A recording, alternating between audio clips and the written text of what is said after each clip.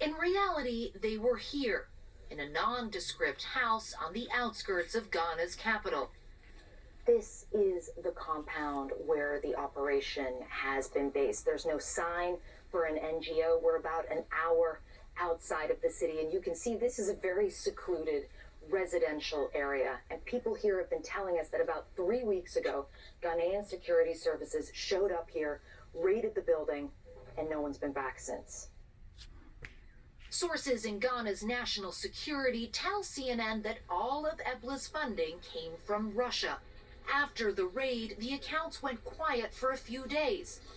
Then on Instagram, the group changed their handle names and started posting again.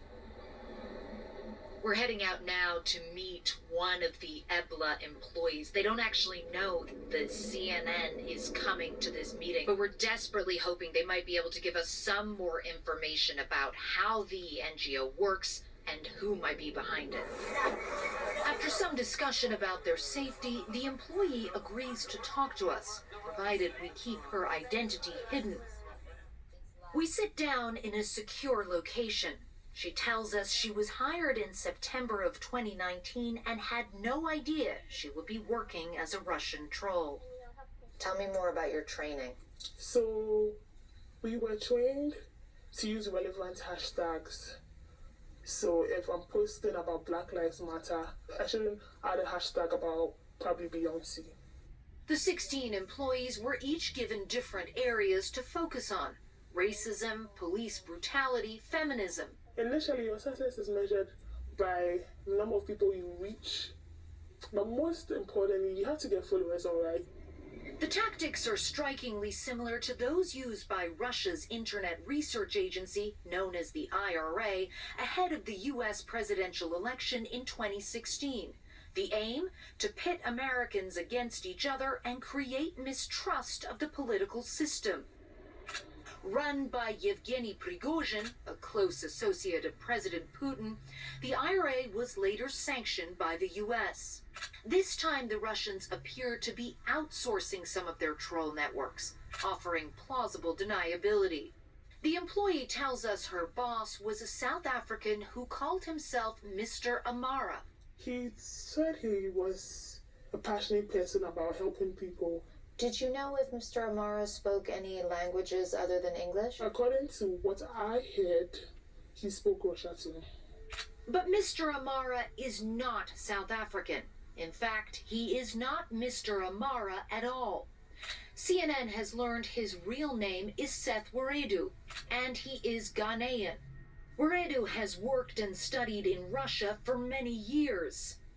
Months after starting the Ghana operation, he opened a second branch in Nigeria. In January of this year, EBLA even posted a job on LinkedIn in Charleston, South Carolina. The raid by Ghana's security services did not stop Weredu.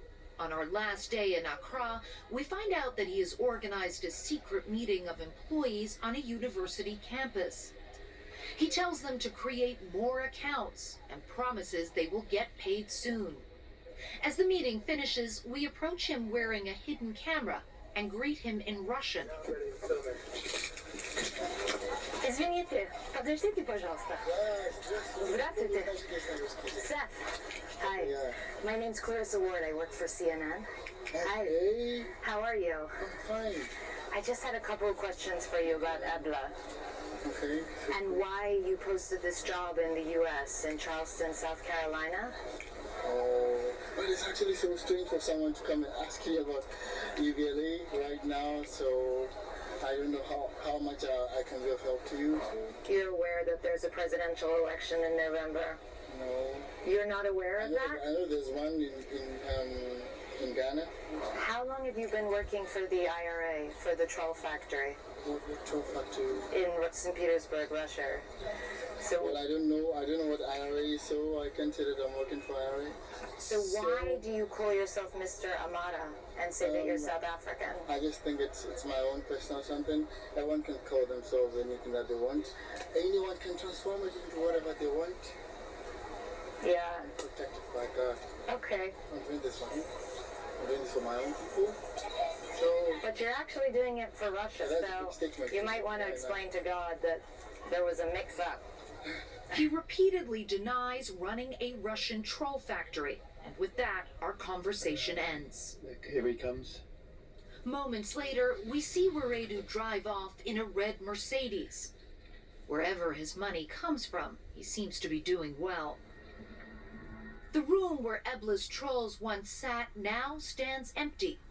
But similar operations out there may be ramping up as efforts to influence the 2020 election continue.